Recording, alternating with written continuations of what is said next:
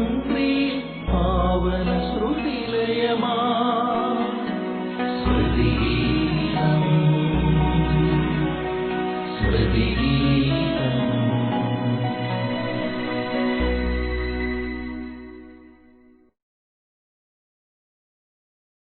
നമസ്കാരം. എല്ലാ മാന്യപ്രേക്ഷകർക്കും സ്മൃതിഗീതത്തിലേക്ക് സ്വാഗതം.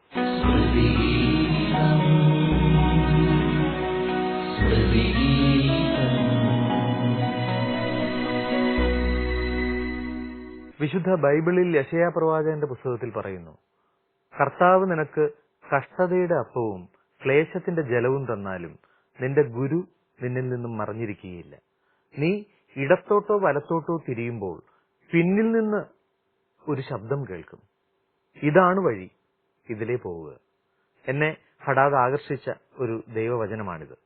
എന്റെ ജീവിതത്തിൽ വ്യക്തിപരമായി ഞാൻ ഈ വചനത്തെ അനുഭവിച്ചറിയുകയും ചെയ്തു കുറച്ചു നാളുകൾക്ക് മുമ്പ്. കാരണം ഞാൻ ഇടത്തോട്ടോ വലത്തോട്ടോ തിരിയണം, എങ്ങോട്ടാണ് പോകേണ്ടത്, കാരണം എന്റെ ഹാർട്ട് അറ്റാക്കിന്റെ ഒരു സ്റ്റാർട്ടിംഗ് സ്റ്റേജിലാണ്.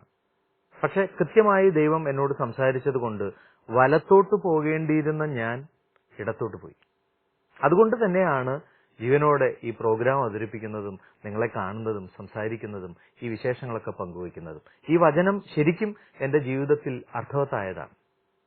അതുപോലെ നമ്മുടെ എല്ലാവരുടെയും ജീവിതങ്ങളിൽ ഈ വചനം അർത്ഥവത്താണ്. കാരണം നമ്മൾ ദൈവകൃപയിൽ ആശ്രയിച്ച് മുൻപോട്ട് നീങ്ങുന്നെങ്കിൽ സത്യമാണ്, ദൈവം ഓരോ നിമിഷവും നമ്മോട് സംസാരിക്കാൻ നമ്മുടെ തൊട്ടടുത്തുണ്ട്. നമ്മൾ പോകുന്ന വഴി, പോകേണ്ട വഴി ഏത്, കൃത്യമായി ദൈവം നമ്മോട് സംസാരിക്കും. യെശയ്യാ പ്രവാചകൻ പറഞ്ഞത് 100% എന്റെ ജീവിതത്തിൽ അനുഭവിച്ചറിഞ്ഞ ആ നിമിഷങ്ങൾ കുറച്ചു മാസങ്ങൾക്ക് മുമ്പ്. ഈ വചനം നിങ്ങളുടെ ജീവിതങ്ങളിലും മാംസം ധരിക്കട്ടെ, നിങ്ങളും ആ ശബ്ദം കേൾക്കട്ടെ. കൃത്യമായ വഴി അറിഞ്ഞ്, ദിശ അറിഞ്ഞ് ചരിക്കുന്നവരാവട്ടെ ഞാനും നിങ്ങളും. അത് മാത്രം പ്രാർത്ഥന. സ്മൃതിഗീതം ആരംഭിക്കുമ്പോൾ നമ്മോടൊപ്പമുണ്ട് ബഹുമാനപ്പെട്ട ചെറിയാൻ കുനിയന്തോടത്തച്ഛൻ. അദ്ദേഹം CMI സഭാംഗമാണ്. മലയാള സാഹിത്യത്തിലേക്ക് അദ്ദേഹത്തിന് 80-ലേറെ കൃതികൾ സംഭാവനയായി നൽകാൻ കഴിഞ്ഞു. ക്രിസ്തീയ ഭക്തിഗാന ശ്രേണിയിലും അദ്ദേഹത്തിന്റെ കയ്യൊപ്പ് എടുത്തു പറയേണ്ടതാണ്. വളരെ സൂക്ഷ്മതയോടെ ഈ ശാഖയെ അദ്ദേഹം വീക്ഷിക്കുന്നു, സ്നേഹബുദ്ധിയ വിമർശിക്കുന്നു. അദ്ദേഹം കലാഭവന്റെ പ്രസിഡന്റാണ്. അദ്ദേഹത്തിന്റെ ഓരോ ചിന്തകളും, അദ്ദേഹത്തിന്റെ നമ്മോടൊപ്പമുള്ള സാന്നിധ്യവും ഓരോ എപ്പിസോഡിനും അലങ്കാരമാണ്. പിന്നെ നമ്മോടൊപ്പമുള്ളത് എന്നും ഞാൻ പറയുന്ന പോലെ തന്നെ സാഹോദര്യത്തിന്റെ ദൈവസ്പർശവുമായി സർവശ്രീ ബേണി ഇഗ്നേഷ്യസ്, സംഗീത സംവിധായകർ. എല്ലാ മേഖലയിലും, ചലച്ചിത്ര മേഖലയാവട്ടെ, ക്രിസ്തീയ ഭക്തിഗാന മേഖലയാവട്ടെ, എപ്പോഴും അവരുടെ ഒരു പ്രാർത്ഥനാ അനുഭവവും സഹോദര്യവും, എന്ത് കാര്യം തുടങ്ങുന്നതിന് മുമ്പും ദൈവത്തോട് ആരായുന്ന, ദൈവത്തിന്റെ ശബ്ദം കേൾക്കണം എന്ന് ആഗ്രഹിക്കുന്ന, അതനുസരിച്ച് മുൻപോട്ട് നീങ്ങണം, ദൈവത്തിന് ആഗ്രഹമില്ലെങ്കിൽ അത് വേണ്ട, അങ്ങനെ ഒരു സാന്നിധ്യത്തോടെ, വിധേയത്വത്തോടെ നീങ്ങുന്ന സഹോദരന്മാർ. സംഗീതത്തിൽ അവർ ചെയ്ത ഓരോ ക്രിസ്തീയ ഭക്തിഗാന ശ്രേണിയിൽ നൽകിയ സംഭാവന, എത്രയോ പേർ അവർ ചെയ്ത ആ സംഗീതത്തിൽ ഈശോയെ ഭജിച്ചു. അവരെല്ലാം നാഥനെ കണ്ടു. അതെല്ലാം ഒരു പുണ്യമാണ്, ഭാഗ്യമാണ്. അവരുടെ സാന്നിധ്യവും നമുക്ക് അനുഗ്രഹമാണ്. മൂവരെയും വളരെ സ്നേഹത്തോടെ ഈ മനോഹര നിമിഷങ്ങളിലേക്ക് നമുക്ക് സ്വാഗതം ചെയ്യാം. സ്വാഗതം.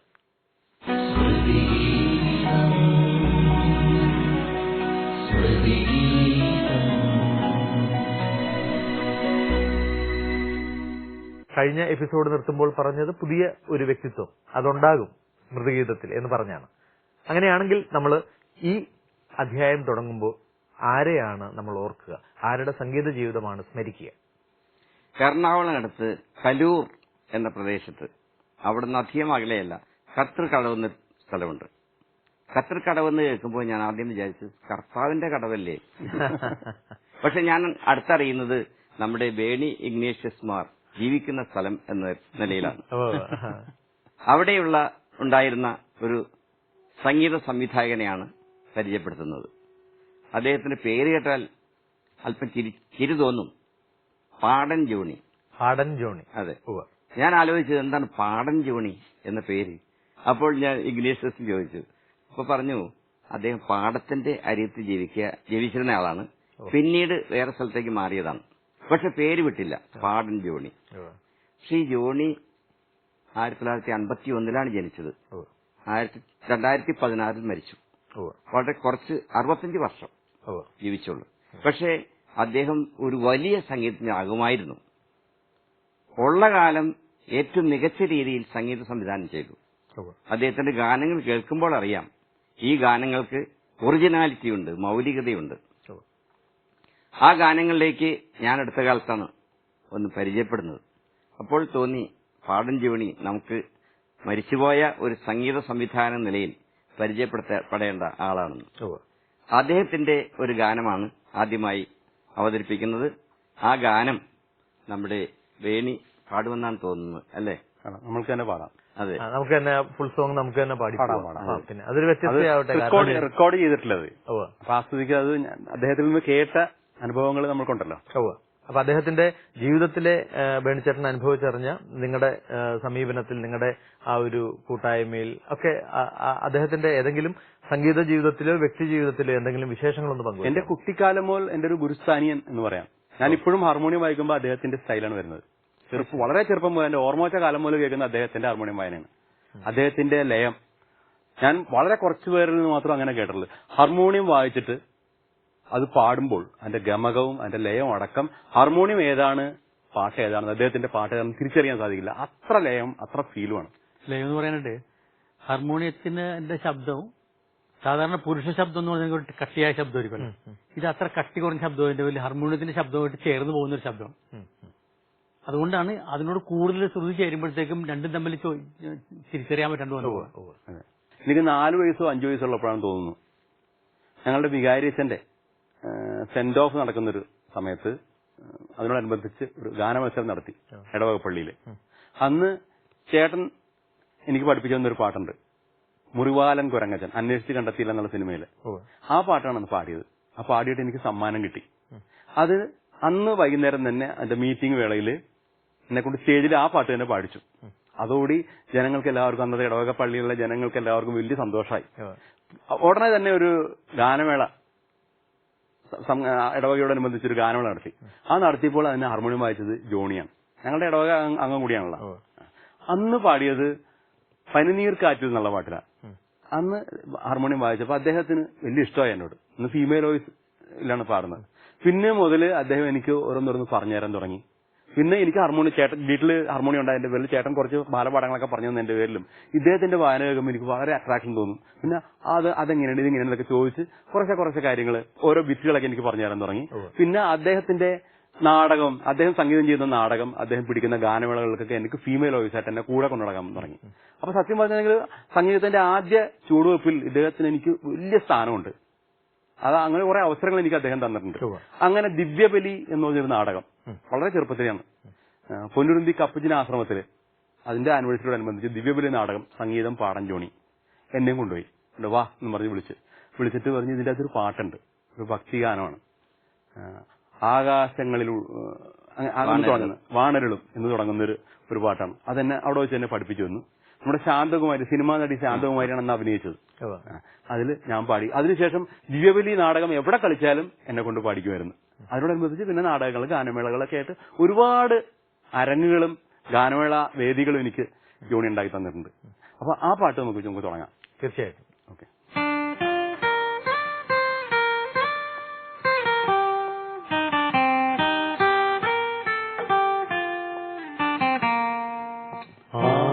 ആകാശങ്ങളിൽ വാണരുളും ആരാധ്യൻ നീ പ്രിയതാതാ, ഞങ്ങൾക്കേകണേയെന്നുമുള്ളപ്പം മന്നിതിൽ സ്നേഹാർദ്രമാ.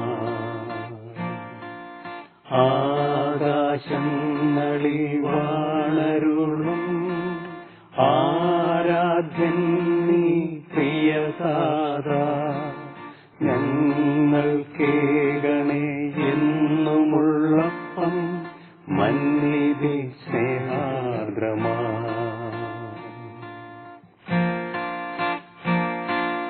നിന്റെ രാജ്യം വന്നിടേണം, നിൻ കൊടിക്കീഴിൽ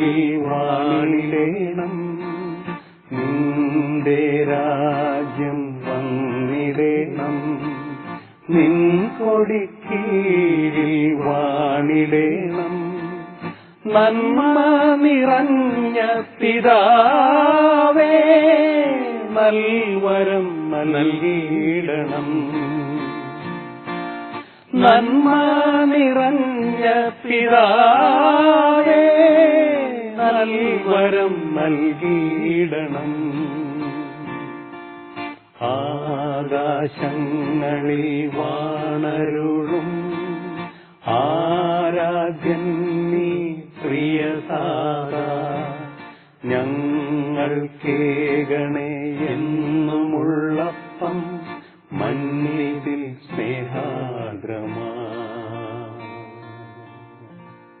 വെരി ഗുഡ്. ശ്രീ പാടൻ ജോണിയെ ഓർക്കുമ്പോൾ ഗിനീഷ് ചേട്ടന്റെ മനസ്സിൽ വരുന്ന അദ്ദേഹത്തിന്റെ സംഗീത ജീവിതവും വ്യക്തി ജീവിതവുമായി ബന്ധപ്പെട്ട ചിന്തകൾ എന്തൊക്കെയാ? പാടൻ ജോണി എന്ന് പറഞ്ഞിട്ടുണ്ടെങ്കിൽ പുള്ളി എന്റെ ഏതാണ്ട് സമകാലീനാണ്. എന്നെക്കാൾ ഒരു പ്രായം കുറവാണെങ്കിൽ ഉണ്ടാവുള്ളൂ എനിക്ക് തോന്നുന്നു. അല്ല, ഒരു വയസ്സാവല്ലോ. ഞാൻ 5ാം ക്ലാസ്സിൽ സ്കൂളിൽ പഠിക്കുന്ന സമയത്ത് ആ സമയത്ത് ആ കൊല്ലങ്ങളിലെല്ലാം ഒരു ജിയോ പോൾ എന്ന് പറഞ്ഞ ഒരാളാണ് എല്ലാ കൊല്ലവും ഫസ്റ്റ് മേടിച്ചുകൊണ്ടിരുന്നത്. ഞാനൊക്കെ അപ്പോൾ മത്സരിക്കാൻ തുടങ്ങിയിട്ടില്ല. അപ്പൊ ഈ പാടൻ ജോണി ഞാൻ 6ാം ക്ലാസ്സിലായപ്പോഴത്തേക്കും ജോണി അതിന്റെ താഴെയുള്ള ക്ലാസ്സിൽ വന്ന് ജോയിൻ ചെയ്ത്.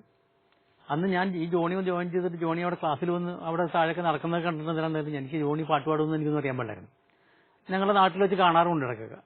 അവിടെ റോട്ടിൽ കൂടി പോണതൊക്കെ ഇയാളുടെ വീട് പോലും എനിക്കറിയാൻ പാടില്ലായിരുന്നു. പക്ഷെ ആനിവേഴ്സറി വന്നപ്പോഴത്തേക്കും മത്സരത്തിന് എല്ലാവരും ചേർന്നു. ഞാൻ അത് കഴിഞ്ഞിട്ടാണ് ചേരാൻ തുടങ്ങിയത്. ജിയോ പോളിനായിരിക്കും ഫസ്റ്റ് എന്ന് എല്ലാവർക്കും അറിയാം. കാരണം സാറുമാരാണ് മാർക്ക് ഇടുന്നത്.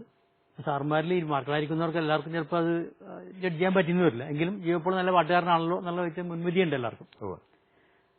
ആ തവണ പറ്റിയതെന്ന് പറഞ്ഞിട്ടുണ്ടെങ്കിൽ ജിയോ പോൾ ഒന്ന് സാധാരണ ഒരു പാട്ടങ്ങൾ പാടി. അതിനുശേഷം ജോണി വന്നൊരു പാട്ട് പാടി. പക്ഷെ ജിയോ പോൾ പാടിയിട്ട് വേറെ ആരും പാട്ടൊന്നും കേൾക്കാൻ നിന്നില്ല. അയാൾ പോവുകയും ചെയ്ത്. അയാൾ അറിഞ്ഞപ്പോൾ ഞെട്ടിപ്പോയി. വർഷങ്ങളായിട്ട് എല്ലാ കൊല്ലവും ഫസ്റ്റ് മേടിക്കുന്നത് അയാൾക്ക് സെക്കൻഡായി പോയി. Johnny first.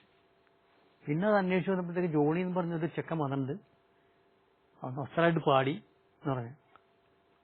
ജോണി വെറുതെ കണ്ടുപിടി ഒറ്റ പാട്ടൊക്കെ പാടിയിട്ടുണ്ടെങ്കിലും സംഗതി ഓക്കെയാണ്. അല്ലാണ്ട് ശ്രദ്ധിച്ച് പാടുന്ന പോലെ ഒന്നും പാടേണ്ട കാര്യമൊന്നുമില്ല. അപ്പൊ അതിൽ ആളുകൾ വീണുപോയി. പിന്നെ പല്ലവി പാടി നിർത്തി അടുത്ത തുടങ്ങുമ്പോൾ താളം പോകല അങ്ങനൊന്നുമില്ല. തുടങ്ങിയ താളം പിടിച്ചോണ്ടിരിക്കുന്ന കുട്ടികളെല്ലാവരും കൂടി ഇങ്ങനെ അത് അവസാനം വരെ പോവുകയും ചെയ്തു. അപ്പൊ ആളുകൾക്ക് എല്ലാവർക്കും പുതിയൊരു ആള് വന്ന് തകർത്ത് പാടി എന്നുള്ളതാണ്. പിന്നെ മുതൽ ഇയാള് സെക്കൻഡും ജോണി ഫസ്റ്റുമാണ് എല്ലാ കൊല്ലവും. അങ്ങനെ 2-3 വർഷം അടുപ്പിച്ച് അങ്ങനെ പോയി. അപ്പൊ അങ്ങനെയാണ് ജോണി. അപ്പൊ പിന്നെ എനിക്കും തോന്നുന്നു ജോണിയോടൊന്ന് പരിചയപ്പെടണം. ജോണി ഇങ്ങനെ വഴി കൂടെ പോകണമെന്ന് നടന്നതല്ലാണ്ട് നമ്മുടെ വീട്ടിൽ വേറെ അവർ വീട്ടുകാരായിട്ട് അടുപ്പൊന്നുമില്ല. ഒരു ദിവസം ജോണി എന്നെ കണ്ടപ്പോൾ അവിടുത്തെ കണ്ടു പരിചയമുള്ളതിന്റെ പേരിൽ ജോണി ഇങ്ങനെ ജംഗ്ഷനിൽ വെച്ച് എന്നെ കണ്ടപ്പോഴത്തേക്കും ഒന്ന് ചിരിച്ച്. അവിടെ ചിരിച്ചു കിട്ടിയല്ല, നമുക്ക് പരിചയപ്പെടാറായി. അപ്പൊ അങ്ങനെ ചെന്ന് പരിചയമായി. അപ്പൊ ജോണിയോട് ഞാൻ പറഞ്ഞ് താൻ ഇവിടെ ക്ലബിലൊക്കെ വരാറുണ്ടാകുമ്പോഴത്തേക്കും ക്ലബിൽ ഞാൻ കയറാറില്ല. അടുത്തുള്ള HMC ആർട്സ് ക്ലബ് എന്ന് പറഞ്ഞിട്ട് ക്ലബുണ്ട്. ഞാനവിടെ വരാറുണ്ട്. താൻ പാടുമെന്നൊക്കെ പറഞ്ഞു. ഞാൻ അവിടെ ചെന്നപ്പോഴത്തേക്കും ജോണി ഹാർമോണിയൊക്കെ വെച്ച് വായിക്കാറുണ്ട്, പാടുന്നുണ്ട്. പിന്നെ ഞാനും കുറച്ച് താല്പര്യമുള്ള ആളതിന്റെ പേരിൽ അതിനകത്ത് കൂടി അങ്ങനെ ഞങ്ങൾ തമ്മിലൊരു മ്യൂസിക്കൽ റിലേഷൻഷിപ്പ്.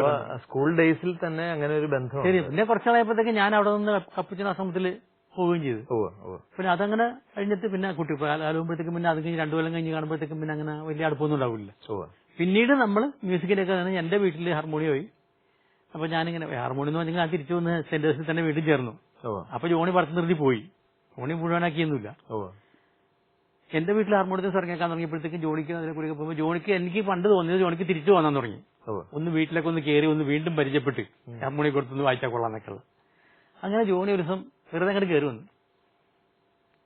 തനിക്ക് എവിടെ നിന്ന് ഹാർമോണിയം കിട്ടിയപ്പോഴത്തേക്ക് ഞങ്ങളുടെ സ്കൂളിലെ മാത്യു സാറ് കുറച്ച് ദിവസം കൂടെ വായിച്ചോന്ന് പറഞ്ഞിട്ട് തന്നാണ്.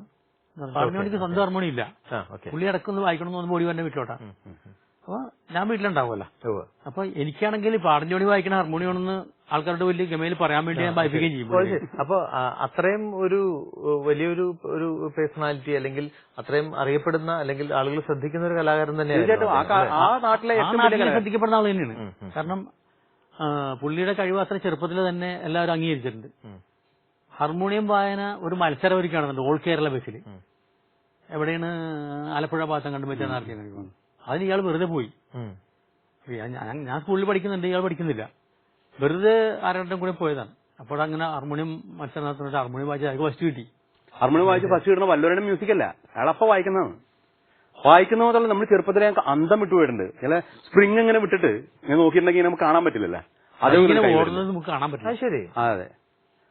അതിനോട് വേറൊരു പ്രശസ്തനായിട്ടുള്ളൊരു സംഗീത സംവിധായകൻ പറഞ്ഞിട്ടുണ്ട്, ബാബുരാജിന്റെ ഹാർമോണിയം വായനയ്ക്ക് ശേഷം ഞാൻ ഇത്രയും മാന്ത്രിക വിരലുകൾ പാടഞ്ഞുള്ളിൽ മാത്രമേ കണ്ടിട്ടുള്ളൂ. അത്ര ഹാർമോണിയം വായന. ഞാൻ ആലോചിക്കുമ്പോൾ അത്ഭുതപ്പെടുന്ന ഒരു കാര്യം, നമ്മൾ ഇത്രയും ശ്രേഷ്ഠരായിട്ടുള്ള കലാകാരന്മാരൊക്കെ ഉണ്ടായിട്ട് ലോകമറിയാതെ അവരൊക്കെ പോകുന്നില്ല. കാരണം നിങ്ങൾ ഇത്രയും വാചാലതായി വേണിച്ചേട്ടനൊക്കെ, വിനോദ് ഇങ്ങനെയൊക്കെ പറയണമെന്നുണ്ടെങ്കിൽ നിങ്ങൾക്ക് കിട്ടിയ ഒരു ഫീഡ്ബാക്ക് പുള്ളിയിൽ നിന്ന് ഇമ്പാക്ട് എന്താണ്? അതിന്റെ അടിസ്ഥാനത്തിൽ എങ്ങനെ ജന്മവാസന അപാരമായിരുന്നു. പുള്ളി എന്ന് കാര്യമായിട്ടൊന്നും പഠിച്ചിട്ടൊന്നുമില്ല. പക്ഷെ അന്ന് ടേപ്പ് റെക്കോർഡർ എന്നാ പറഞ്ഞത്, ഇന്നാണ് കമ്പ്യൂട്ടറിന് വരില്ല. പുള്ളി ഒരു പാട്ട് കേട്ടിട്ടുണ്ടെങ്കിൽ അന്ന് അയാളുടെ വീട്ടിൽ ഹാർമോണിയം എന്ന് പറയുമ്പോൾ റേഡിയോ ഇല്ലെന്നുള്ള പ്രത്യേകിച്ച് പറഞ്ഞ കാര്യം. ഇത് എവിടെയാണ് അദ്ദേഹം പ്രാക്ടീസ് ഒക്കെ ഇത്രയും മാന്ത്രിക വിരലുകൾ? ഒരു ക്ലബ്ബുണ്ട്, ആ ക്ലബ്ബിൽ ഞങ്ങൾ വൈകുന്നേരം കൂടും. ഞാൻ ക്ലാസ്സിൽ പോയി വന്നാലും അപ്പൊ കൂടെ ഞാനും ഉണ്ടാവും. ആദ്യകാലത്ത് ഉണ്ടാവില്ലായിരുന്നു, പിന്നെ എന്നെ കൂടി ഞാൻ വിളിച്ചിട്ട് പോയതാണ് കുറച്ച്. അങ്ങനെ പോയിരുന്ന് കുറച്ചിങ്ങനെ വായിക്കും. അപ്പൊ ആ സമയത്ത് പുള്ളി റേഡിയോയിൽ കേട്ട പാട്ട് അവിടെ നിന്ന് തലേ ദിവസം റേഡിയോയിൽ കേട്ട പാട്ട് പിറ്റേ ദിവസം അവിടെ നിന്ന് വായിക്കും. വായിക്കാന്ന് പറഞ്ഞെങ്കിൽ ഹാർമോണിയത്തിലാണ് എല്ലാ മ്യൂസിക്കും വായിക്കുന്നത്. ഫ്ലൂട്ടും ഗിറ്റാറും സകലത്തും അതിനകത്ത് എന്തൊക്കെ വായിച്ചിട്ടുണ്ട് അതെല്ലാം ഹാർമോണിയത്തിൽ വായിക്കും. അതുപോലെ കൃത്യതയോടെ വായിക്കുന്നതാണ്. നമുക്ക് ഒരു തെറ്റ് കണ്ടുപിടിക്കാൻ പറ്റില്ല അതിന്റെ അതുപോലെ വായിക്കും. ഹമ്മിങ്സ് ഒക്കെ ഉണ്ടെങ്കിൽ അത് വായിക്കും. ഇടയ്ക്ക് പറയും ലാറ്റിൻ മ്യൂസിക്കിന്റെ ഒരു സ്റ്റൈൽ ഇങ്ങനെയാണ്, അറബിക്കിന്റെ സ്റ്റൈൽ ഇങ്ങനെയാണ്. കുറച്ച് പല പല പുള്ളി എല്ലാത്തരം സംഗീതത്തെയും കുറിച്ചും കേട്ടാൽ എല്ലാം എവിടെയെങ്കിലും കേട്ടിട്ടുണ്ടാവും. കേട്ടില്ലെങ്കിൽ തന്നെ ജ്ഞാനം ഉള്ളിന്ന് വരാനത്. പുള്ളി ഒരിക്കൽ ഞങ്ങള് കവിതാ തിയേറ്റർ തുടങ്ങിയ സമയത്ത് ഞങ്ങൾ പോയി കവിതാ തിയേറ്ററിൽ പോയി സിനിമ കണ്ട്. ഞാൻ എന്നോട് കൂട്ടുകാരെ കൂടി. എന്നിട്ട് ജോണിയോട് പറഞ്ഞേ, ജോണി ഒരു മ്യൂസിക് അവിടെ കർട്ടൻ പൊങ്ങണ സമയത്ത് സലിൽ ചൗധരിയുടെ എന്ന് അറിഞ്ഞത്. അപ്പൊ ചെമ്മീൻ സിനിമ പിടിച്ച പ്രൊഡ്യൂസറുടെയാണ്, ബാബു എന്ന് പറയുന്ന പ്രൊഡ്യൂസറുടെയാണ് ആ തിയേറ്റർ അന്ന്. അപ്പൊ സലിൽ ചൗധരിയായിട്ടുള്ള പുള്ളിയുടെ കണക്ഷൻ വേറെ അല്ല, പുള്ളിയുടെ പടത്തിൽ ചെമ്മീനിൽ സംഗീതം ചെയ്ത ആളാണ്. അപ്പൊ കർട്ടൻ പൊങ്ങണ സമയത്ത് ഒരു മ്യൂസിക്, ഒരു 4 മിനിറ്റ് നേരത്തെ മ്യൂസിക്, ആ 3.5-4 മിനിറ്റിന് അടുത്തുള്ള മ്യൂസിക് സലിൽ ചൗധരി ചെയ്ത് കൊടുത്തിട്ടുണ്ട്. അതാണ് അവിടെ ഇടുന്നത് കർട്ടൻ പൊങ്ങുമ്പോ, സ്ക്രീനിന്റെ കർട്ടൻ പൊങ്ങുമ്പോഴേ. ശരി. ആ സാധനം കേട്ടപ്പോൾ എനിക്ക് ഭയങ്കര ഇഷ്ടപ്പെട്ടു. പക്ഷെ നമ്മുടെ തലയിൽ കയറൂല്ല പെട്ടെന്ന് ഒറ്റ പ്രാവശ്യം കേട്ടാല്.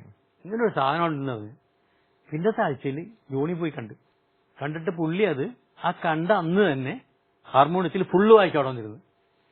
എന്ന് പറഞ്ഞാൽ ആ കേട്ടത് മുഴുവൻ ബ്രെയിൻ ഫീഡ് ചെയ്തിട്ട് പാശ്ചാത്യ സംഗീതം വരെ വായിക്കും. അങ്ങനെ അത് ഫുള്ള് വായിച്ചപ്പോ ഞാൻ ഓർത്ത് ഇയാളെ ആള് ഭയങ്കര സ്മാക്ക് എന്ന് പറഞ്ഞൊരു ട്രൂപ്പ് ഉണ്ടെന്ന് ഞാൻ പറഞ്ഞായിരുന്നല്ലോ. കലാഭവൻ കഴിഞ്ഞ അടുത്ത എറണാകുളത്ത് ഒരു വലിയ ട്രൂപ്പായിരുന്നു. ഓസി ലോനാണ് അതിന്റെ മെയിൻ ആള്. അന്ന് സ്മാക്കിന്റെ പ്രോഗ്രാമിന് പാടുന്നത് പി ജയചന്ദ്രനും എസ് ജാനകിയുമാണ്. കാര്യം എന്തെങ്കിൽ സ്മാക്കിന്റെ 2nd ആനിവേഴ്സറിയാണ്. ഫൈൻ ആർട്സ് ഹോളിലാണ് പ്രോഗ്രാം. അന്ന് രാവിലെ അന്ന് ഈ പറഞ്ഞ പോലെ ഹാർമോണിസ്റ്റ് ആണ് എല്ലാം കൂടി ചെയ്യേണ്ടത്. സ്മാക്ക് അതിന്റെ പേരിൽ വയലിനുണ്ടാവും, ചിലപ്പോൾ ഒരു ഗിറ്റാർ ഫ്ലൂട്ട് എന്തെങ്കിലുമൊക്കെ ഉണ്ടാവുമായിരിക്കും. പക്ഷെ ഹാർമോണിസ്റ്റ് പോയാൽ എല്ലാം പോയി, ആ പ്രോഗ്രാം അവതരിപ്പിക്കാൻ പറ്റില്ല. കാലത്ത് നോക്കിയപ്പോൾ ഹാർമോണിസ്റ്റിനെ കാണാനില്ല. വായിക്കാൻ നേരത്തെ ഹാർമോണിസ്റ്റ് എവിടെയാണെന്ന് അറിയാൻ പാടില്ല. ഇന്നത്തെ പോലെ മൊബൈലോ കാര്യങ്ങളൊന്നുമില്ല. വീട്ടിൽ ചെന്നിട്ട് കാണാനില്ല, അടുത്തുള്ള ഷാപ്പുകളിലൊക്കെ കിട്ടും കാണാനില്ല. എന്ത് ചെയ്യും? ഈ ഓസി ലോനൻ ചേട്ടന് അങ്കലാപ്പായി. ഇന്ന് പ്രോഗ്രാം ടിക്കറ്റ് പ്രോഗ്രാമാണ്, നടക്കൂലല്ലോ. റെക്സ് മാസ്റ്ററിനെ വിളിച്ചു പറഞ്ഞു ഇങ്ങനൊരു സംഭവം ഉണ്ട്, എന്ത് ചെയ്യും എന്ന് പറഞ്ഞു. അപ്പൊ പറഞ്ഞു രക്ഷിക്കാനായിട്ട് ഒറ്റ ഒരാളേ ഉള്ളു, രക്ഷകൻ. പുള്ളിനെ കിട്ടുമെന്ന് യാതൊരു ഉറപ്പുമില്ല. കിട്ടിയാൽ ഇന്നത്തെ പ്രോഗ്രാം നടക്കും. ആരാണ്? അവന് കത്തിരക്കട വെച്ചാൽ പാടം ചോണി കൊണ്ടാളുണ്ട്. അപ്പൊ റെക്സിനൊക്കെ അറിയാം ഇത്. പക്ഷെ പിടിച്ച് കെട്ടാൻ പറ്റാത്ത ഒരാളാണെന്നുള്ള റെക്സ് വിളിക്കാത്തത്. അയാൾ വരുന്നാണെങ്കിൽ ഇന്ന് പരിപാടി നടക്കും, അല്ലെങ്കിൽ പരിപാടി ക്യാൻസൽ ചെയ്യണം എന്ന് പറഞ്ഞു. പല ആൾക്കാരും എന്റെ അടുത്താ വരണതേ, ജോണിനെ നേരിട്ടെന്ന് വിളിച്ചാൽ ചിലപ്പോൾ എന്തെങ്കിലും പറഞ്ഞ് ഒഴിയും. അപ്പൊ എന്നെ പിടിച്ചിട്ട് ഞാനാണെങ്കിൽ 2 ചീത്തൊക്കെ പറഞ്ഞാണെങ്കിൽ കൊണ്ടുവന്നോളൂ. അപ്പൊ ഈ നാടകത്തിന് ഞാൻ ഇതുപോലെ ചില പരിപാടികളൊക്കെ ആൾക്കാർ എന്റെ അടുത്ത് വരും. ജോണിയുടെ അടുത്ത് നിന്ന് പോകാൻ നിൽച്ചിട്ടുണ്ട്. ഞാൻ പറഞ്ഞു കാനങ്കടി എന്താ പറഞ്ഞു, എനിക്ക് കഴിവില്ല, നിങ്ങളാരെങ്കിലും പറഞ്ഞിട്ടുണ്ടെങ്കിൽ ചിലപ്പോൾ വരുള്ളൂ എന്ന് പറഞ്ഞിട്ട് ചെല്ലുമ്പോ തന്നെ ഞാൻ ആദ്യം അയാളെന്ന് കാണണമെന്നുണ്ടെങ്കിൽ ഒന്നിനും ഒഴിവുണ്ടാവില്ലെന്ന് പറയും. പിന്നെ ഞാനോട് നിനക്ക് എന്ത് ഒഴിവുണ്ടാവില്ല, നിനക്ക് എന്ത് പണിയുണ്ടതിന്, ഒരു പണിയില്ലല്ലേ, ചെല്ലടാ വല്ലതും കിട്ടും എന്നൊക്കെ പറയും. അപ്പൊ എന്നാണ് ഡേറ്റ്? അപ്പൊ പറഞ്ഞ ഡേറ്റ് ആകാതെ തന്നെയാണ്. അടുത്ത മാസം 5-ാം തീയതി വരും. 5-ാം തീയതി തന്നെ കുഴപ്പമില്ല. അങ്ങനെ ഇയാളെ മനസ്സില്ലാ മനസ്സോടെ പിടിച്ചു കൊണ്ടുവന്ന് അവിടെ എത്തി. ഹാർമോണിയം മുമ്പിലുണ്ട്. സാധാരണത്തിൽ നമ്മളൊന്ന് വായിച്ചൊക്കെ നോക്കൂ. അപ്പൊ ഈ ഓസി ലോനൻ ചേട്ടൻ ഓരോ പാട്ട് ഇങ്ങനെ വായിച്ചു കൊടുക്കുന്നുണ്ട്. നല്ല മെലഡിയസ്, നല്ല ടഫായിട്ടുള്ള ബിറ്റുകളൊക്കെ ഉണ്ട്. അന്ന് വൈകുന്നേരം വായിക്കാനുള്ളതാണ്. അപ്പൊ ഒരു പാട്ട് കഴിഞ്ഞു. അപ്പൊ നമുക്ക് ഇന്ന് പ്രാക്ടീസ് ചെയ്യാം. വേണ്ട, അടുത്ത പാട്ട് 10-25 പാട്ട് വേണല്ലേ, അടുത്ത പാട്ട് കേൾക്കട്ടെ. അപ്പൊ ഈ മനസ്സില്ലാ മനസ്സോടെ അടുത്ത പാട്ട് വായിക്കാൻ തുടങ്ങി. ഒരു 10-15 പാട്ട് കഴിഞ്ഞപ്പോഴത്തേക്ക് ഓസിലോലൻ ചേട്ടന് അങ്കലാപ്പായി. ഇത് ഇയാൾ എന്ത് ചെയ്യാനാണ്, ഒരു പ്രാവശ്യം പോലും വായിച്ചു നോക്കണല്ലേ. അതുതന്നെ 25 പാട്ട് വായിപ്പിച്ചു, വയലിൽ വായിച്ചു. ശരി എന്ന് പറഞ്ഞ് ഇയാളെ കാണാനില്ല. വൈകുന്നേരം 5 മണിയായപ്പോഴത്തേക്കും പ്രോഗ്രാം ഈ വയലിൽ വായിച്ച് കേട്ട ശേഷം ടച്ചൊന്നും ചെയ്തില്ല, എവിടെയൊക്കെ പോയി. ശരി, അത് കഴിഞ്ഞ് 5-5:30 മണിയായപ്പോഴത്തേക്ക് കയറി വന്നു. സമാധാനം, ഇയാൾ വന്നല്ല. ഹാർമോണിയത്തിന്റെ മുമ്പിൽ അങ്ങനെ ഇരുന്ന് എല്ലാരും പേടിച്ചിരിക്കുകയാണ്, ഇയാൾ എന്ത് ചെയ്യാം. ഇയാൾ ഒരു പ്രാവശ്യം പോലും വായിച്ച് കണ്ടിട്ടില്ല. അല്ല, ഇയാള് ആ പാട്ട് ജയചന്ദ്രൻ സുശീല പാടുന്ന പാട്ടുകൾക്ക് ടിവിയിൽ റേഡിയോയില് എങ്ങനെയെങ്കിലും കേട്ടിട്ടുണ്ടാവേ, അത് മതിയാക്ക് പോകുമ്പോ. ഒരു പ്രാക്ടീസ് ഇല്ലാണ്ട് ആ പ്രോഗ്രാമിന് ഒരു തെറ്റുമില്ലാണ്ട് ഗംഭീരമായിട്ട് വായിച്ചു എന്നുള്ളതാണ് ഈ കാര്യം. അപ്പൊ റെക്സും ഉണ്ട് അവിടെ. റെക്സിനൊക്കെ അന്തം വിട്ടു, ഇത്രയും പ്രതീക്ഷയില്ല റെക്സും. ഇങ്ങനെ ഒരു കമ്പ്യൂട്ടർ ബ്രെയിനാണെന്ന് അറിയാന്നുള്ളത്, ഇത്ര മാസ്മരികമായ അത്ഭുത ശക്തിയുള്ള ഒരു മനുഷ്യനാണെന്ന് അറിയാൻ പാടില്ല. പിന്നെ ഇയാൾക്ക് എങ്ങനെയെങ്കിലും റെക്സ് മാസ്റ്ററിന് കലാഭവനിലേക്ക് ഇയാൾ എടുക്കണം. അപ്പൊ നോക്കിയപ്പോഴത്തേക്കും എന്റെ തൊട്ട് മുമ്പിൽ തന്നെ ഒരു PP ഫോൺ ഉണ്ട്. കലാഭവനിലേക്ക് വിളിച്ചിട്ടുണ്ടെന്നാണ്, അല്ല എന്നെ വിളിച്ചിട്ടുണ്ടെന്നാണെങ്കിൽ ഇയാളെ കിട്ടും. എന്റെ അയൽവാസിയാണ്. അപ്പൊ ഞാനപ്പോ അന്ന് കലാഭവനുമായിട്ട് ചെറിയ ബന്ധമുണ്ട്. അതാണെങ്കിൽ ഒരു ഓൾ കേരള ഒരു സമ്മാനമൊക്കെ കിട്ടിയിട്ടുണ്ട് ലളിതഗാനത്തിന്. അപ്പൊ അതുകൊണ്ട് അച്ഛൻ എന്റെ PP നമ്പറൊക്കെ അറിയാം. ആ ബലച്ചൻ PP നമ്പറിലേക്ക് വിളിച്ച് ഞാൻ അറ്റൻഡ് ചെയ്തു. അച്ഛോ എന്താണെന്ന് ചോദിച്ചപ്പോഴത്തേക്കും പറഞ്ഞു, നിങ്ങളുടെ അടുത്തൊരു ജോണി ഇല്ലേ, പാടൻ ജോണിനെ എത്രയും പെട്ടെന്ന് ഇവിടെ കൊണ്ടുവരണം എന്ന് പറഞ്ഞു. അങ്ങനെ ഞാൻ ചെന്നപ്പോഴത്തേക്കും ജോണി ഇതുപോലെ തന്നെ ആദ്യം ഞാനുണ്ടാവില്ല, അവിടെയൊക്കെ വല്ല പാന്റ് ഷർട്ടൊക്കെ ഇട്ട വല്ല ഷൂസൊക്കെ ഇട്ട ആൾക്കാരാണ്. എനിക്ക് അതൊന്നുമില്ല, എനിക്ക് ഒറ്റ മുണ്ടും ചെരുപ്പ് മാത്രമേ ഉള്ളൂ. അല്ലെങ്കിൽ ചിലപ്പോൾ ചെരുപ്പ് പോലും ഉണ്ടാവില്ല എന്നൊക്കെ പറയും. തന്റെ ചെരുപ്പൊക്കെ ഒരു ഗാനം കഴിയുമ്പോഴത്തേക്ക് മേടിക്കാൻ പറ്റില്ല. വാന്ന് പറഞ്ഞ് കൈ പിടിച്ച് ഒരു ഞായറാഴ്ച അവിടെ കൊണ്ടുപോയി. അപ്പോൾ KK മാഷിന്റെ റെക്കോർഡിംഗ് നടക്കണം ഓൾ ഇന്ത്യ റേഡിയോയ്ക്ക് വേണ്ടി. വിണ്ണിൽ നിന്ന് സമാഗതമായ ആ ഒരു പാട്ട് റെക്കോർഡിംഗ്. അപ്പൊ തന്നെ പറഞ്ഞു ഇവിടെ റെക്കോർഡിങ്ങും കാര്യങ്ങളൊക്കെയാണ്, ഞാൻ പോണു എന്ന് പറഞ്ഞു. ഇത് കഴിയട്ടെ. അപ്പൊ റെക്സ് മാസം പറഞ്ഞു ഇപ്പൊ തിരക്കാണ്, അത് കഴിഞ്ഞിട്ട് ഞാൻ വന്ന് കാണാന്ന് പറഞ്ഞു. ആ പാട്ട് കഴിഞ്ഞവരെ അങ്ങനെ പിടിച്ചിരുത്തി. അത് കഴിഞ്ഞപ്പോഴത്തേക്ക് റെക്സ് മാസ്റ്ററായിട്ട് സംസാരിച്ചു. അപ്പൊ റെക്സ് മാസ്റ്റർ പറഞ്ഞു നമ്മൾക്ക് ഇപ്പൊ ഇങ്ങനെ ഒരു ചാൻസ് ഉണ്ട്, ഒരു ഹാർമോണിസ്റ്റ് പോയിട്ടുണ്ട്, അതിന് പകരം ചാൻസ് നിങ്ങളാണ് വായിക്കേണ്ടത്. ശരി എന്നൊക്കെ പറഞ്ഞു. പക്ഷെ ഇയാളുടെ ഒരു സ്വഭാവം എന്ന് പറഞ്ഞാൽ എല്ലാത്തിനോട് ഉൾവഴിയുന്ന ഒരാളായ പേരില് പിന്നെ ഇയാൾക്ക് നോക്കിയപ്പോഴത്തേക്കും അത്രയും വലിയ അന്ന് ഡബിൾ ബോട്ടം പാന്റും ഡബിൾ നെറ്റ് പ്രത്യേകതരം പാന്റുകളൊക്കെയാണ് അന്ന് അവിടുത്തെ കലാകാരന്മാരൊക്കെ ഇടുന്നത്. നല്ല ടിപ്പ് ടോപ്പിലൊക്കെ ഇരിക്കുന്നത്. എനിക്ക് ഒറ്റ മുണ്ടാടോ, എനിക്ക് ഷർട്ട് ബോട്ടം ഷർട്ടാണ് എന്ന് പറഞ്ഞു. അതൊക്കെ നമുക്ക് മേടിക്കാൻ ശരിയാക്കാന്നൊക്കെ പറഞ്ഞിട്ടൊന്നും സംഭവിച്ചില്ല. അങ്ങനെ വലിയൊരു ചാൻസ് അദ്ദേഹം നഷ്ടപ്പെട്ടു. അല്ലെങ്കിൽ ചിലപ്പോൾ നമുക്ക് ഇതിൽ കൂടുതൽ സംഭാവനകൾ കിട്ടേണ്ടതായിരുന്നു. ശ്രീ പാടൻ ജോണിയുടെ ഏത് ഗാനമാണ് അച്ഛന്റെ സവിശേഷമായ ശ്രദ്ധയെ ആകർഷിച്ചതും നമുക്ക് പ്രേക്ഷകർക്ക് പരിചയപ്പെടുത്തേണ്ടത്? ചില ഹൃദയത്തിന് മുന്നിൽ എന്നൊരു ഗാനമുണ്ട്. ഇതൊന്നും കാസറ്റിൽ കിട്ടില്ല, കേട്ട് പരിചയമേ ഉള്ളൂ. ഞങ്ങൾ ഇവര് പാടി കേൾപ്പിച്ചിട്ടുണ്ട്, അതുകൊണ്ട് ഇവരിത് പാടും. അതായിരിക്കും നല്ലത്. ആ പാട്ട് നമുക്ക് കേൾക്കാം. തീർച്ചയായിട്ടും. അത് ഏത് ഗാനമാണ്? അതൊരു കലൂർ ഒരു നാടക സമിതിയുണ്ട്, പീപ്പിൾസ് തിയേറ്റർ എന്ന് പറഞ്ഞു. കലൂർക്കാരൻ തന്നെ ഒരു ലെനിൻ കലൂർ എന്ന് പറഞ്ഞ ഒരാൾ എഴുതി നാടകത്തിന് വേണ്ടി, ചുങ്കം എന്ന് പറഞ്ഞ നാടകത്തിന് വേണ്ടി എഴുതിയ പാട്ടാണ്. എന്റെയൊക്കെ ചെറുപ്പകാലത്തുള്ളൊരു പാട്ടാണ്.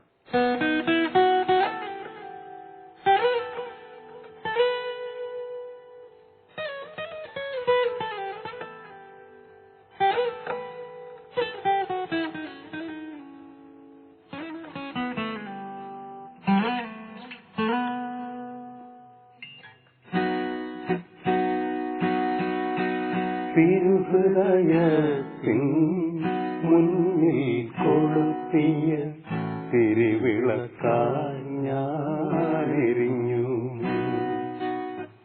തിരുനടയിൽ ഞാൻ നിൽക്കയാണെങ്കിലും തീയാളുകയാണെന്നുള്ളിൽ. തിരുഹൃദയത്തിൻ മുന്നിൽ കൊളുത്തിയ തിരുവിളക്കാൽ ഞാനെരിഞ്ഞു.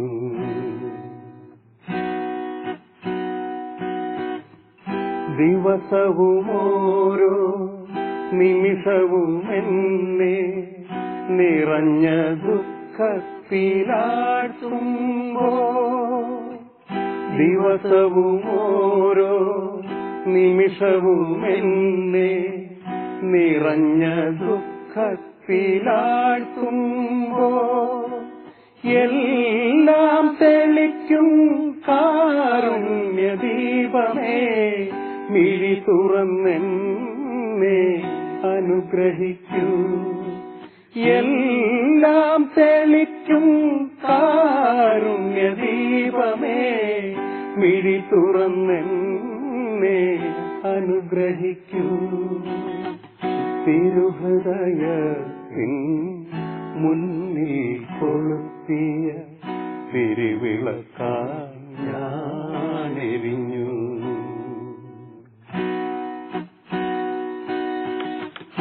മുൾമുടി ചൂടി നിൽക്കയാണായിരം മൂക സ്വപ്നങ്ങളെന്നുള്ളിൽ. മുൾമുടി ചൂടി നിൽക്കയായിരം മൂക സ്വപ്നങ്ങളെന്നുള്ളിൽ. മൂന്നാണികളാൽ ക്രൂശിതനാമങ്ങ് തൃക്കൈകളാലെന്നെ അനുഗ്രഹിക്കൂ. മൂന്നാണികളാൽ ക്രൂശിതനാമങ്ങ് തൃക്കൈകളാലെന്നെ അനുഗ്രഹിക്കൂ. തിരുഹൃദയത്തിൻ മുന്നിൽ കൊളുത്തിയ തിരുവിളക്കായി ഞാനെരിഞ്ഞു. ഗംഭീരം. Very good, very good. നന്നായിട്ട് പാടി വാങ്ങിച്ചിട്ട്, അസലായിട്ട് പാടി. ശ്രീ പാടൻ ജോണി, അദ്ദേഹം 65 വയസ്സ് വരെയാണ് ജീവിച്ചിരുന്നത്. അദ്ദേഹത്തിന്റെ അന്ത്യദിനങ്ങൾ ഒന്നോർത്താൽ.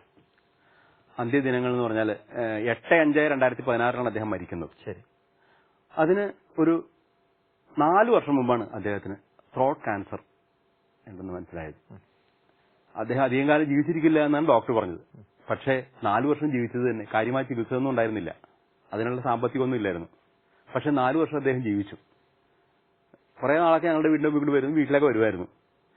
അത് ആ സമയത്ത് ഒരു ദിവസം വീട്ടിൽ വന്നിട്ട് എന്നോട് പറഞ്ഞു, ഒരു മരിക്കുന്നതിന് ഒരു 1.5 വർഷം മുമ്പ് പറഞ്ഞു, ഞാൻ കുറെ പാട്ടുകൾ, നാടകത്തിലൊക്കെ പാട്ടുകൾ ചെയ്തിട്ടുണ്ടല്ലോ, അതൊന്നും എനിക്കൊന്ന് തിരിച്ച് കേൾക്കണമെന്നൊരു ആഗ്രഹമുണ്ട്. അപ്പൊ അതൊന്ന് റെക്കോർഡ് ചെയ്യാൻ വല്ല സംവിധാനം ഉണ്ടാ? ഞാൻ പറഞ്ഞു, എന്നെ കൊണ്ട് ചെയ്യാവുന്ന, ചേട്ടനെ കൊണ്ട് ചെയ്യാവുന്നതൊക്കെ ഞങ്ങളുടെ സൗകര്യങ്ങളൊക്കെ ചെയ്തു തരാം. കൂടാണ്ട് എന്റെ മക്കളെ കൊണ്ട് വേണമെന്നുണ്ടെങ്കിൽ എന്തെങ്കിലും കാര്യങ്ങളൊക്കെ ചെയ്യാം. അതൊക്കെ നമുക്ക് ഫ്രീ ആയിട്ട് ചെയ്യാം. പക്ഷെ ഒരു സ്റ്റുഡിയോയുടെ പൈസ അല്ലെങ്കിൽ മറ്റെന്തെങ്കിലും ഒരു ചെലവ് വരാനുള്ള ആ പൈസ കണ്ടെത്താൻ വേണ്ടി ആരെങ്കിലും ഒരു സ്പോൺസറെ പിടിക്കും. ഇത് കഴിഞ്ഞിട്ട് നേരത്തെ തിരുഹൃദയങ്ങൾ എന്നുള്ള പാട്ട് പാടിയല്ലോ, അത് അദ്ദേഹം മരിക്കുന്നതിന് കുറച്ച് നാൾക്ക് മുമ്പ് വീട്ടുകാരുടെ ആഗ്രഹം പറഞ്ഞു. ഈ പാട്ട് കെസ്റ്ററിന്റെ ശബ്ദത്തിലൊന്നും എനിക്ക് കേട്ടാൽ കൊള്ളായിരുന്നു. അതും നടന്നില്ല. അതൊക്കെ ദൈവം ഇനി നടത്തുമായിരിക്കും. അദ്ദേഹത്തിന്റെ ആത്മാവിന് ഒരു ശാന്തി കിട്ടുമായിരിക്കും. അദ്ദേഹത്തിന്റെ മരണത്തിന് തൊട്ട് മുമ്പ് ഏതൊരു ഗാനം, അതെ, മരിക്കുന്നതിന് കുറച്ച് 1-2 മാസങ്ങൾക്ക് മുമ്പ് അദ്ദേഹം പള്ളിയിൽ ഒരു കല്യാണത്തിന് സംബന്ധിച്ചിരുന്നു. അപ്പൊ അതെന്ന് വെച്ചാൽ അദ്ദേഹത്തിന്റെ ആരോടെ ഒരു കല്യാണമാണ്. അപ്പൊ അദ്ദേഹത്തിന്റെ ഒരു കൂടെയുള്ള ഒരാള് മോഹൻ എന്ന് പറഞ്ഞിട്ട് ഞങ്ങളുടെ തന്നെ അയൽവാസി ഒരു പാട്ട് എഴുതി കൊടുത്തു. അത് സാധാരണ കാഴ്ചവെപ്പുകാരനല്ല, ഒരു പുതിയ ജീവിതം. കല്യാണമാണെങ്കിലും ഒരു സന്യാസ ജീവിതമാണെങ്കിലും അതെല്ലാം ഒരു പുതിയ ജീവിതമാണല്ലോ. അത് തുടങ്ങുമ്പോൾ ആ ഒരു മൂഡിനനുസരിച്ചുള്ള ഒരു കാഴ്ചവെപ്പുകാരൻ അത് എഴുതി കൊടുത്തായിരുന്നു. അത് അദ്ദേഹം വളരെ പെട്ടെന്ന് തന്നെ ചെയ്തു. അന്ന് കൊയർകാര് അത് പാടി. ശ്രീ പാടൻ ജോണി, അദ്ദേഹത്തെ കുറിച്ചുള്ള എപ്പിസോഡ്, അത് ഏറ്റവും മനോഹരമായത് നിങ്ങളുടെ സാന്നിധ്യം തന്നെയാണ്. തീർച്ചയായിട്ടും അതിന് ഒരുപാട് നന്ദി പറയുന്നു. എല്ലാ ഭാവുകങ്ങളും എല്ലാ പ്രാർത്ഥനയും നേരുന്നു. നന്ദി.